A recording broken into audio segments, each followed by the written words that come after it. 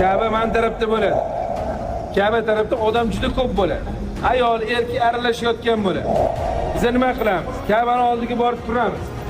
Ka'bani oldiga borib turganimizda begona odam o'zi kemasligini boshlaydi. Boshqa joyga o'tib ketadi. Bu yerdagi turgan ayol, erkak aralashib, sekin-sekin to'yib chiqib ketaveradi. Bu degani Ka'bani oldi bo'shaydi. Ka'bani oldi bo'shasini hisobiga sizlar sekin yarim qadam yurasiz. Sizlarni narigi tarafingizda erkaklar himoya qiladi. Boshqa erkak kelmaydi sizlar tarafga qarab. Keyin uchta turib olasizda, 1 minut siz turasiz. Keyin orqangizdagi ayol aytadi: "Hojonim, o'ting" deydi. Keyin joyi almashasiz turgan joyingizda. Ka'bani o'pib bo'lmaydi. Ka'bani o'psa shirk bo'ladi. Ka'baga qiblagohingiz sifatida peshanangizni qo'yasiz, duo qilasiz, bo'ldi. Tushundingizmi? Allohdan gunohlaringizni kechirishini so'rashingiz mumkin. Lekin boshqa